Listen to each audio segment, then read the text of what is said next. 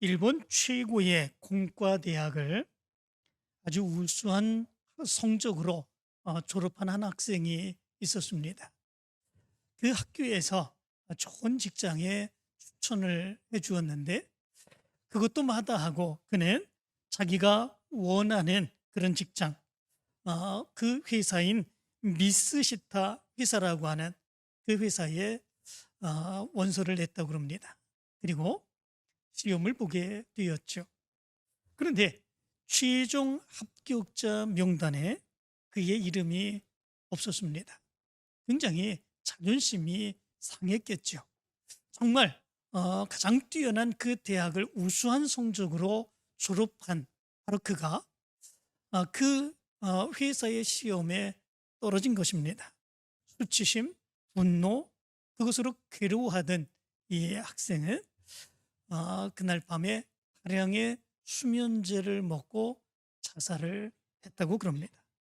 그런데 정말 안타까운 그런 일은 그 다음 날 전보가 그에게 도착하게 되었는데, 그 전보에는 입학시험에 수석 합격자인데 전산 처리에 문제가 생겨서 당신의 이름이 누락됐습니다 라고 하는 그런 첨보가 오게 되었다고 그럽니다. 정말 안타깝지요. 그렇지만 뭐 때는 이미 지나갔지 않았습니까? 그 회사의 인사부 책임자도 너무나도 안타까워하고 아쉬워하는 그런 모습들이 있었다고 그럽니다.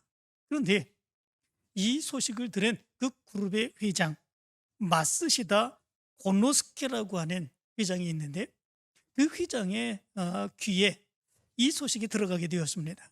그런데 그에게 나타난 그 반응은 전혀 다른 그런 모습이었다고 그럽니다. 정말 뛰어난 인재 아닙니까? 정말 그 회사 시험에 이제 수석 합격하여서 그를 채용했어야 되는데, 그렇다면 그 회사에 얼마나 더 큰 그런 유익을 줄 수 있는 그런 모습들이 있겠습니까? 그런데 회사의 전산 처리의 잘못으로 인하여 그것이 누락이 되고, 그리고 결국은 그것으로 그가 마음의 괴로움을 안고 좌절하여 자살을 한 그런 모습들이 있는 거죠. 얼마나 안타까운 그런 모습들이 있는 것입니까? 그런데 그 회장이 그 이야기를 듣고 나서 이런 이야기를 했다고 그럽니다. 이 학생이 젊은 나이에 세상을 떠난 것은 참으로 애석하고 안타까운 일입니다. 하지만 우리 회사가 이 학생을 받아들이지 않게 된 것은 큰 행운이 아닐 수 없습니다. 그 정도의 좌절을 이겨내지 못한 것으로 봐서 그 학생의 심리적 자질이 형편없으며, 그런 심리적 자질로 회사의 중요한 자리에서 좌절을 만나게 될 경우 스스로 자살을 선택한 것처럼 다분히 충동적이고 비극적인 방법으로 일을 처리할 가능성이 크고, 그럴 경우 회사에 막대한 손실을 초래하게 되는 것이 뻔하기 때문입니다. 이렇게 이야기를 했다고 그럽니다. 정말 어떻게 보느냐에 따라서 완전히 다른 이런 모습들이 있게 되는 거죠. 뛰어난 성적으로 수석으로 들어갈 수 있었는데 오히려 그러하지 못했고, 그것으로 인하여 많은 사람들은 실망하고 좌절한 그런 모습들이 있었는데, 그런데 그 회사의 회장은 오히려 그런 일이 있어서 우리 회사에 그를 채용하지 않은 것은 정말 행운이다, 이렇게 이야기를 했다는 것이죠. 어떤 모습으로 보느냐에 따라서 완전히 다른 그런 모습들이 있는 거죠. 그런데 우리가 살아가는 삶의 모습을 보면 때로 여러 가지의 좌절, 실망, 시리, 절망, 이런 것을 겪을 때가 많이 있습니다.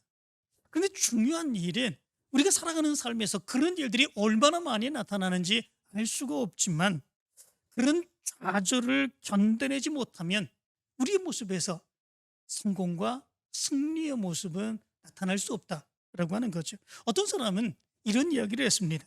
이 세상에서 승리하고 인정받는 사람들은 한 번도 좌절을 겪지 않은 사람이 아니라 수많은 좌절을 겪었지만 그 좌절의 상황을 이겨낸 사람들이다, 이렇게 이야기를 했습니다.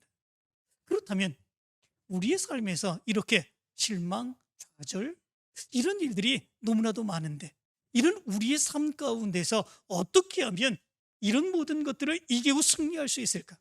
세상의 사람들은 그런 것에서 승리할 수 있는 방법들을 이렇게 얘기하지요. 의지다. 그 사람에게 있어서 분명히 그런 어려움들을 이기고자 하는 분명한 의지가 그의 모습 가운데 있어야 된다. 뿐만 아니라 결단을 해야 된다. 아무리 어렵고 힘든 그런 모습이 있다고 할지라도 결단하고 믿음으로 그 좌절의 상황, 어려움의 상황을 이기며 나가야 된다. 뿐만 아니라 끊임없이 노력하는 모습들이 있어야 된다. 그래야 그런 좌절의 상황, 어려움의 상황, 그런 것들을 능히 이기며 승리할 수 있고 성공할 수 있다. 세상의 사람들은 그렇게 얘기합니다. 누구나 그런 것은 압니다. 그런데 우리 믿음의 사람들은 어떻게 이야기해야 될까라고 하는 거죠. 세상의 사람들이 이렇게 하면 좌절의 상황, 어려움의 상황, 그런 것들을 능히 이기며 승리할 수 있다, 이렇게 얘기합니다. 그렇다면 우리 믿음의 사람들도 똑같이 그렇게 얘기하겠습니까? 물론 그렇습니다. 세상에서 살아가는 방법이 그렇기 때문에 그렇습니다. 그렇지만 우리 믿음의 사람들은 그 좌절의 상황, 어려움의 상황을 능히 이기며 승리할 수 있는 또 다른 방법이 있음을 알게 됩니다. 그것이 무엇입니까? 예수 그리스도께서 어떤 상황과 어떤 어려움이 있다고 할지라도 우리와 함께 계신다, 이 사실을 믿고 믿음으로 사는 겁니다. 예수님은 나와 함께 계십니다. 예수님은 나를 지켜주십니다. 예수님은 나를 인도해 주십니다. 바로 그 사실을 믿고 믿음으로 그 좌절의 상황, 어려움의 상황 가운데서도 능히 믿음으로 나가게 되는 그런 모습들이 있으면 우리 믿음의 사람들은 언제든지 예수 그리스도의 능력의 역사를 체험할 수 있게 된다라고 하는 거죠. 오늘 성경 말씀 가운데 보면 바로 그것이 예수님이 우리에게 원하신 일임을 말씀해 주고 있습니다. 오늘 우리가 읽은 말씀 가운데 보면 이런 말씀이 기록되어 있습니다. 예수님께서 부활하셨습니다. 그리고 부활하신 그 모습으로 제자들을 만나셨습니다. 그렇다면 그 제자들의 모습 가운데서 어떤 모습들이 있어야 되겠습니까? 정말 힘있고 능력있고 용기를 가지고 담대하게 예수 그리스도를 증거하는 이런 모습들이 나타나야 되는 거 아니겠습니까? 왜냐하면 예수님께서는 십자가에 못 박혀 죽으셨다가 다시 부활하신 모습으로 제자들에게 나타나셨습니다. 제자들에게 나타나신 그 모습은 진짜였습니다.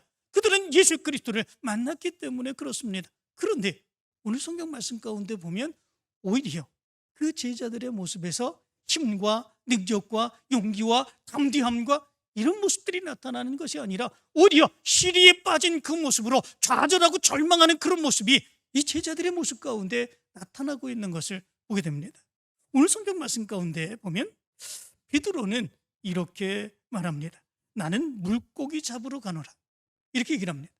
이 이야기가 무엇입니까? 이제 나는 옛날에 내 직업으로 돌아가겠다라고 하는 거 아니겠습니까? 뿐만 아니라 베드로가 나는 물고기 잡으러 가노라 그렇게 얘기하자 다른 제자들도 이렇게 얘기합니다. 우리도 함께 가겠다, 이렇게 얘기를 합니다. 그 제자들이 모두 다 어부였던 것은 아닙니다. 다른 일을 행했던 그런 제자들도 있습니다. 그렇지만 베드로가 나는 물고기 잡으러 가노라, 나는 옛날의 직업, 옛날에 했던 거 그것대로 다시 돌아가겠다 얘기하니까 이 다른 어부도 아니었던 그런 제자들이 우리도 같이 가겠다 이렇게 얘기하는 그런 모습들이 있는 것을 보게 됩니다. 도대체 왜 그랬을까라고 하는 거죠.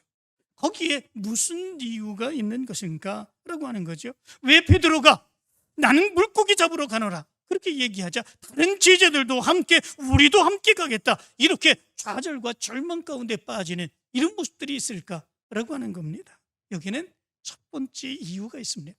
그 첫 번째 이유는 베드로가 신앙의 중심을 바르게 잡지 못한 그런 모습들이 있기 때문에 그렇습니다. 베드로는 누구입니까? 예수 그리스도의 수제자입니다. 예수 그리스도의 수제자라고 하면 예수 그리스도가 부재한 그런 상황 가운데서는 그가 예수 그리스도의 사역을 대신 감당해야 되는 그런 사람이죠. 그런 막강한 책임이 주어진 그것이 수제자가 해야 되는 그런 일입니다. 그런데 그 수제자인 베드로가 그런 책임을 감당하지 못하는 그런 모습들이 있는 것을 보게 됩니다. 무엇 때문에 그런 것 같습니까? 왜 베드로가 부활하신 예수 그리스도를 만났음에도 불구하고 그가 더 좌절하고 절망하는 그런 모습들, 그 모습으로 인하여 이제는 내가 예수 그리스도를 따르지 못하겠다, 다시 옛날의 직업으로 돌아가겠다, 왜 이렇게 얘기하는 것일까? 라고 하는 거죠.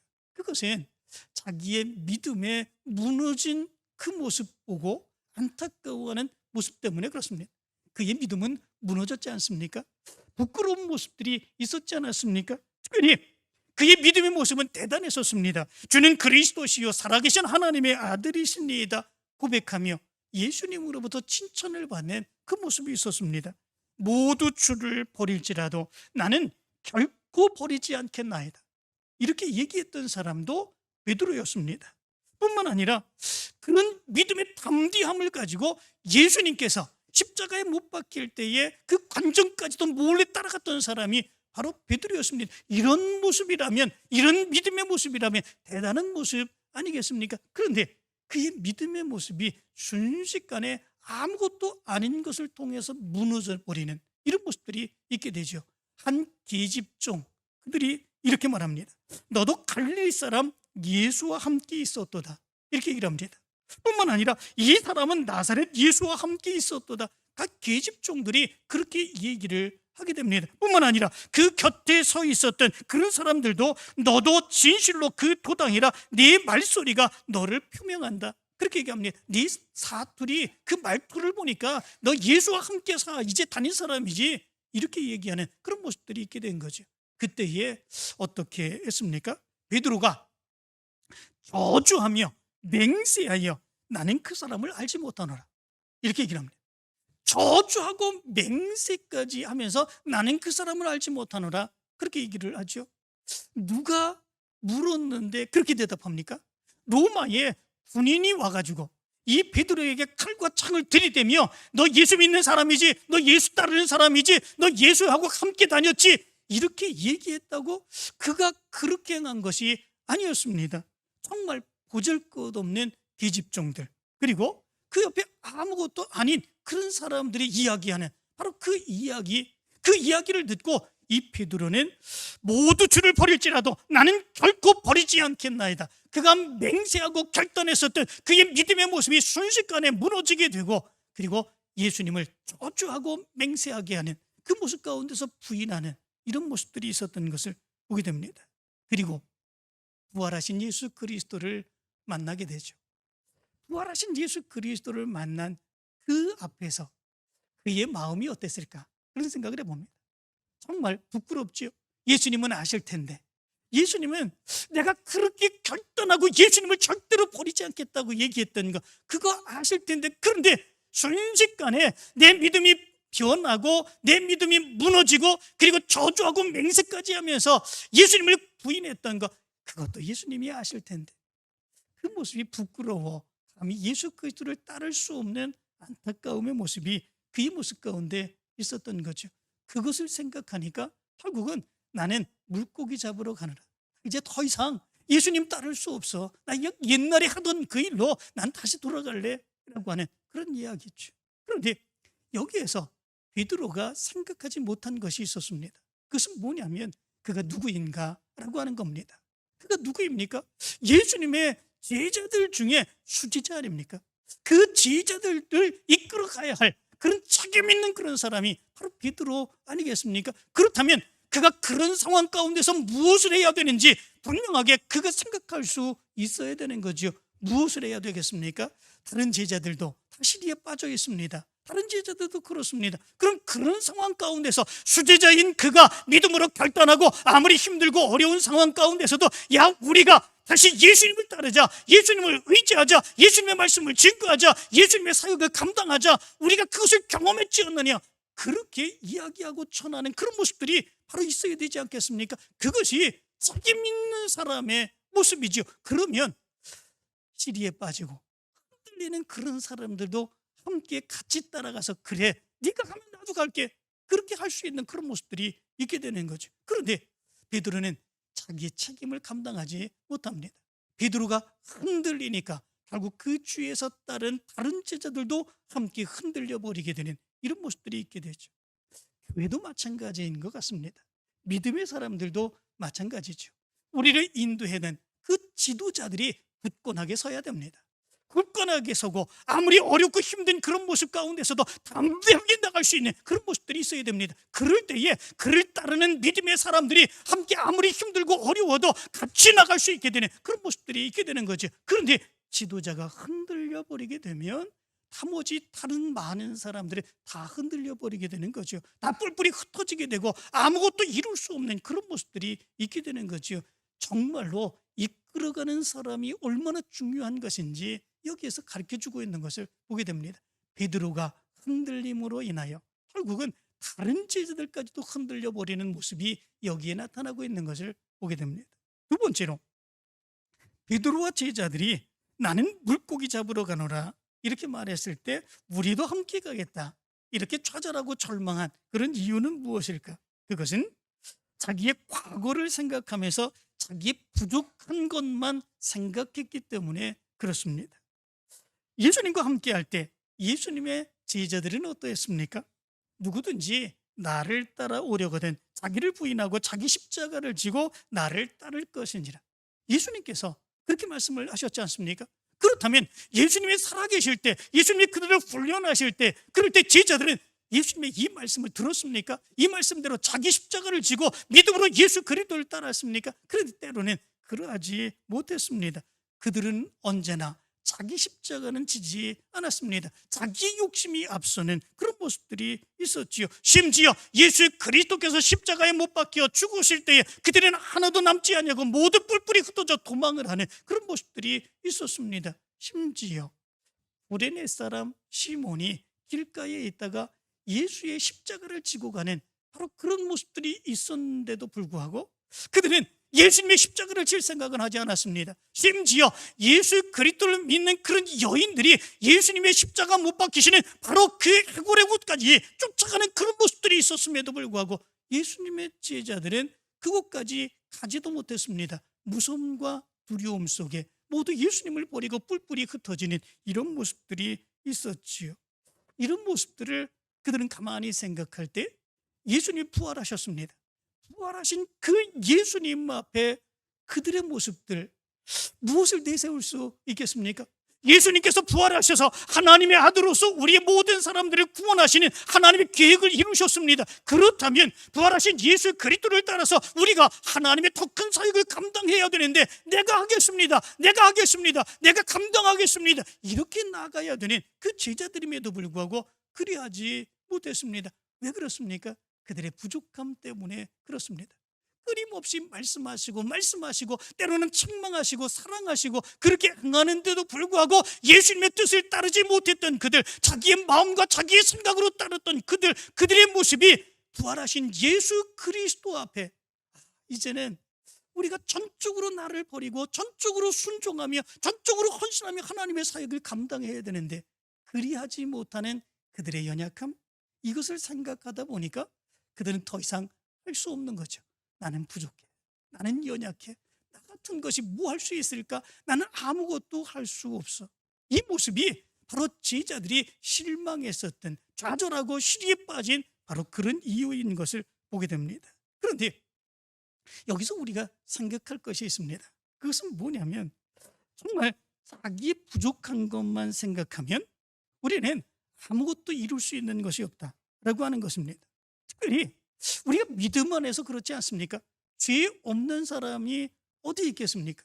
정말 전적으로 헌신하며 예수 그리스도만을 위해서 살아가는 사람들이, 그런 사람들이 어디 있겠습니까? 부족한 사람, 완전한 사람, 그런 사람이 어디 있겠습니까? 그런데 또 중요한 것이 있지 않습니까? 우리가 부족하다고 할지라도, 우리가 연약하다고 할지라도, 우리가 죄를 지었다고 할지라도 그럼에도 불구하고 그 연약한 것, 그 부족한 것까지도 받아주시고 우리를 통해서 하나님의 역사를 이루어 가시는 하나님의 역사, 예수 그리스도의 은혜를 믿고 우리가 믿음으로 살아가는 거 아니겠습니까? 이것이 믿음이지요. 이것이 믿음의 모습입니다. 그렇다면 예수 그리스도 앞에서 자기의 부족함의 모습은 가리워지고 예수님이 우리를 붙들어 주시고 인도해 주시는 하나님의 은혜를 바라보며 믿음으로 달려가는 그 모습이 있어야 되는 거죠. 히브리서 12장 1절부터 3절은 이렇게 말합니다. 이러므로 우리에게 구름같이 둘러싼 허다한 증인들이 있으니 모든 무거운 것과 얽매이기 쉬운 죄를 벗어버리고 인내로서 우리 앞에 당한 경주를 하며 믿음의 주여 또 온전하게 하시는 이인 예수를 바라보자. 그는 그 앞에 있는 기쁨을 위하여 십자가를 참으사 부끄러움을 개의치 아니하시더니 하나님 보좌 우편에 앉으셨느니라. 너희가 피곤하여 낙심하지 않기 위하여 죄인들이 이같이 자기에게 거역한 일을 참으신 일을 생각하라. 이렇게 말씀해 주고 있습니다. 우리가 무엇을 생각해야 된다라고 하는 것입니까? 우리의 부족한 것, 우리의 연약한 것, 우리가 하지 못한 것, 이런 것들을 생각하며 나는 이렇기 때문에 예수님을 따를 수 없어, 이것이 아니라 그럼에도 불구하고 우리를 받아주신 하나님, 그럼에도 불구하고 우리를 용서해 주신 예수님, 그럼에도 불구하고 우리와 함께하기를 원하시는 예수님, 그것만 바라보며 믿음으로 달려나가야 된다라고 하는 거죠. 그럴 때에 그 좌절의 모습에서, 절망의 모습에서 일어나 하나님의 역사를 이루어갈 수 있다라고 하는 거죠. 그런데 그게 아니라 부족한 것만 생각하는 겁니다. 못하는 것만 생각하는 겁니다. 안타까운 일만 생각하는 겁니다. 그러니까 점점 더 침체하고 점점 더 세상으로 나가게 되는 이런 모습들이 있게 된다라고 하는 것이죠. 세 번째로, 왜 제자들이 나는 물고기 잡으러 가노라 이렇게 말하고 우리도 함께 가겠다 그렇게 말하며 좌절하고 절망하는 그런 모습들이 있었을까? 그것은 그들에게 예수님이 정말로 함께 하신다라고 하는 믿음의 확신이 없었기 때문에 그렇습니다. 예수님이 그들과 함께 하시기를 원하십니다. 예수님은 함께 하십니다. 그렇다면 정말 예수님이 함께 하신다면 그들이 좌절하고 실망 가운데 빠지며 자기의 옛날의 직업으로 돌아가고 이제는 옛날의 삶으로 돌아가겠다 이렇게 얘기할 수 있겠습니까? 아니죠. 그럴 수 없습니다. 예수님이 그들과 함께 하신, 예수님이 부활하신 것은 확실하지만 예수님이 그럼에도 불구하고 그들과 함께 하신다라고 하는 믿음의 확신, 그것이 그들 가운데 없게 되었던 것을 보게 됩니다. 이런 믿음의 확신이 없으면 어려움이 생기면 금방 떠나죠. 힘든 일이 생기면 금방 떠나죠. 어렵고 힘든 일이 있으면 언제든지 떠날 수 있는 것, 그것이 우리의 신앙의 모습인 것을 보게 됩니다. 그런데 오늘 성경 말씀 가운데 보면 이런 모습 가지고 좌절하고 실망한 제자들, 그들에게 예수님이 어떻게 하셨는가라고 하는 것을 한번 보시기 바랍니다. 오늘 성경 말씀 가운데 보면 예수님이 부활하신 모습으로 제자들에게 나타나십니다. 그리고 이렇게 말씀하시죠. 얘들아, 너희에게 고기가 있느냐? 이렇게 묻습니다. 그리고 그물을 배 오른편에 던지라, 그리하면 잡으리라 말씀을 하시죠. 그리고 지금 잡은 생선을 좀 가져오라, 와서 조반을 먹으라. 예수님이 그렇게 말씀을 하십니다. 예수님이 부활하신 그 모습으로 제자들에게 나타나십니다. 제자들에게 나타나시며 그들에게 말씀을 거십니다. 그리고 지금 그들이 음식을 먹는 그런 모습 가운데 그것을 좀 가져오라고 이야기하시는 그런 모습들이 있습니다. 왜 예수님이 이렇게까지 하신 것일까? 때로는 이 제자들의 모습을 보면 예수님은 배반감을 느끼고 실망하고 예수님이 오히려 좌절하는 그런 모습들이 있어야 되는 거 아니겠습니까? 부활하신 예수 그리스도를 보고도 그럼에도 불구하고 예수님을 따르겠다고 결단하지 못했던 제자들의 모습들, 시리에 빠져서 옛날로 돌아가고자 하는 제자들의 모습, 그 모습을 보면서 예수님은 더 실망할 수밖에 없는 그런 모습들이 있는 거 아니겠습니까? 그런데 예수님께서는 그런 제자들에게 찾아가시며 말씀을 하십니다. 그리고 먹을 것을 좀 가져오라고 얘기하십니다. 그들 곁에 계십니다. 왜 그럴까라고 하는 거죠. 그럼에도 불구하고 예수님은 너희와 함께 있다. 제자들에게 알게 하고 깨닫게 하기 위해서 그렇습니다. 그들은 지금 그런 것에 대한 확신이 없습니다.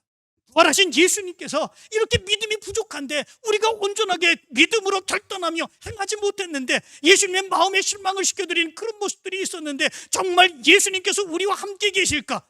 라고 하는 그런 믿음의 확신이 없는 그 모습. 그런데 예수님은 그들에게 다가가시며 찾아가시며 확신을 주시는 거죠. 내가 너희들과 함께 있다. 내가 너희들과 함께 있다. 너희들 떠나지 않을 거다라고 하는 믿음의 확신을 보여주시는 바로 이 모습, 이것이 예수님이 제자들에게 행하신 것을 보게 됩니다. 이 믿음을 우리는 가질 수 있어야 됩니다. 예수님께서 우리에게 가장 원하시는 것, 그것이 무엇입니까? 우리가 부족한 거 그거 책망하시는 것입니까? 그것이 아니지요. 우리가 연약한 거 그 모습 가지고 자책하는 거 그런 것들을 보시기 원하십니까? 그런 것들이 아니지요. 아무리 힘들고 어려운 모습이 있다고 할지라도 그럼에도 불구하고 죄를 지으며 예수님으로부터 멀어지는 그런 모습 가운데서도 예수님이 원하시는 것은 부활하신 예수님께서 그럼에도 불구하고 너희들과 함께하기를 원하신다. 이것이 예수님이 원하시는 바로 그 모습이지요. 그 믿음, 그 예수님의 모습을 보고 우리 믿음의 사람들은 예수님이 나와 함께 하시는구나 라고 하는 것을 확신하며 믿음으로 담대하게 달려나갈 수 있는 그 모습이 있어야 된다라고 하는 것입니다. 찬송가 325장 보면 이렇게 찬송을 합니다. 예수가 함께 계시니 시험이 오나 겁없네. 기쁨의 근원 되시는 예수를 위해 삽시다. 날마다 주를 섬기며 언제나 주를 기리고 그 사랑 안에 살면서 딴 길로 가지 맙시다. 이렇게 찬송하지 않습니까? 예수가 함께 계시니 시험이 오나 겁없네. 기쁨의 근원 되시는 예수를 위해 삽시다. 날마다 주를 섬기며 언제나 주를 기리고 그 사랑 안에 살면서 딴 길로 가지 맙시다. 어려움이 없다는 게 아닙니다. 근심이 없다는 게 아닙니다. 고통이 없다는 게 아닙니다. 우리의 삶에서 좌절과 절망의 모습이 없다는 게 아닙니다. 그러나 그런 삶 가운데서 예수가 함께 계시기 때문에 언제나 예수님만 믿고 예수님을 섬기며 예수님을 바라보며 딴 길로 가지 않고 예수님만 바라보며 나가야 된다 라고 하는 것을 얘기해 주고 있습니다. 그럴 때 승리하는 거죠. 그럴 때 하나님의 역사를 이룰 수 있게 되는 것입니다. 사랑하는 성도들, 오늘 말씀 기억하시기를 바랍니다. 여러분들의 삶에서 부족한 것만 생각하지 마시기를 바랍니다. 하나님이 나에게 맡겨주신 사역, 그것을 분명하게 기억하고 담대하며 하나님의 뜻을 이루며 살아가기를 간절히 축원합니다. 늘 불안하고 걱정되고 근심된 그런 모습들이 아니라 그럼에도 불구하고 그럴 때마다 우리 곁에 오셔서 말씀하시고 인도해 주시고 함께 하신다고 하는 사실을 보여주신 예수 그리스도의 그 말씀을 믿으며 믿음의 확신을 가지고 하나님의 사역을 감당하여 하나님의 크신 뜻을 이루어가는 여러분들 되시기를 간절히 축원합니다.